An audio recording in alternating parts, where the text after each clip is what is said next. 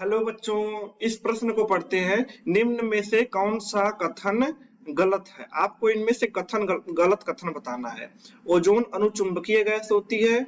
ONCl एवं ONO ये minus नहीं होगा। आइसो इलेक्ट्रॉनिक नहीं होते। O3 अणु मुड़ा हुआ होता है। ओजोन ठोस अवस्था में बैंगनी काली होती है। तो आइए इस क्वेश्चन की मुख्य अवधारणा देखते हैं। तो जो इस क्वेश्चन के लिए मुख्य अवधारणा है वो है कि आपको ओजोन का अणु सूत्र पता होना चाहिए, जो कि होता है O3 और इसकी ज्यामिति पता होना चाहिए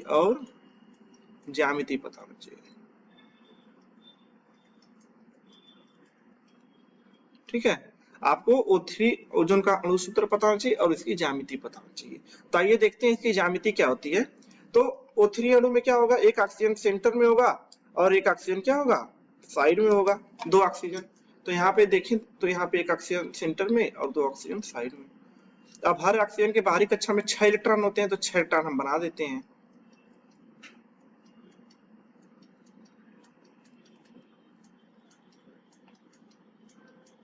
अब ये क्या होगा, यहाँ पे 2 इलेक्ट्रॉन इसका, 2 इलेक्ट्रॉन इसका, 4 इलेक्ट्रॉनों की शेयरिंग हो जाएगी। और यहाँ पे ऑक्सीजन अपना 2 इलेक्ट्रॉन इसको दे करके क्या बना लेता है, उप सहसंयोजक बंध बना लेता है। तो यहाँ पे जो बंध बनता है कुछ ऐसा बनता है।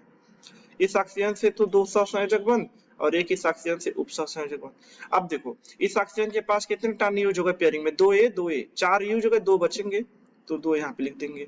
2 जो कि नॉन बॉन्डिंग है, मतलब अनाबंधी इलेक्ट्रॉन है, बंध बनाने में यूज नहीं हुए। यहाँ पे कितने, 6 बंध बनाने में यूज नहीं, 6 फ्री है तो 6 लिख देते हैं। यहाँ पे कितने हैं, 4। अब देखिए तो ये लोन पेयर जो है, ये जो इलेक्ट्रॉन का लोन पेयर है, ये क्या करता है, इस बंध को इधर की तरफ क्या करता है, फोर्स करता है, जिससे कि ये बंध जो है लीनियर नहीं होते, रेखीय नहीं होते, क्या हो जाते हैं, बेंट हो जाते हैं, झुक जाते हैं, मुड़े हुए होते हैं। तो इसका जो ज्यामिति होती है वो क्या होती है, ज्यामिति जो होती है क्या, झुकी हुई। इसकी ज्यामिति होती है झुकी हुई, ठीक है। तो ये ऑप्शन क्या हो जाएगा, सही हो जाएगा। अब यहाँ पे हम अगर देखें तो हर ऑक्सीजन पे कितने हैं, अयुग्मित इलेक्ट्रॉन किसी भी ऑक्सीजन पे उपस्थित नहीं है। सभी पे क्या है, दो या 4 इलेक्ट्रॉन है या 6 इलेक्ट्रॉन है। तो अयुग्मित कहीं पे भी नहीं है, तो ये कैसा हो गया, अनुचुंबकीय नहीं होकर के क्या होगी, प्रतिचुंबकीय होगी। अनुचुंबकीय होने के लिए क्या होना चाहिए, अयुग्मित इलेक्ट्रॉन होना चाहिए। अयुग्मित कहीं पे नहीं तो प्रतिचुंबकीय होगी। पहला कथन दिया कि जो अनुचुंबकीय गैस होती है, तो ये कथन क्या है, गलत है। तो गलत ही आपको बताना था, तो ये आपको सही हो जाएगा।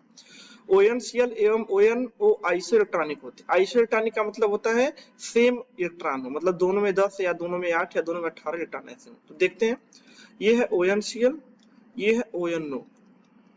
ऑक्सीजन में कितने इलेक्ट्रॉन होते हैं, ऑक्सीजन में अगर हम बात करें तो 6, नाइट्रोजन में कितने, 5 और क्लोरीन में कितने, 7।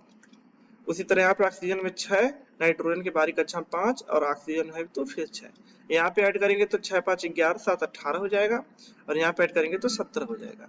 यहाँ पे 18 टन, यहाँ पे 17 टन, तो दोनों आइसोटॉनिक नहीं हुए, दोनों में सेम होता तब आइसोटॉनिक होती। तो ये ऑप्शन क्या हो जाएगा, सही ऑप्शन हो जाएगा। दोनों आइसोटॉनिक नहीं है, आपको बताना है गलत।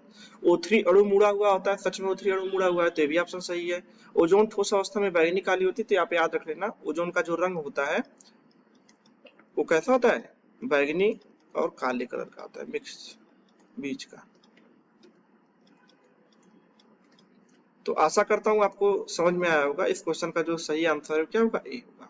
धन्यवाद।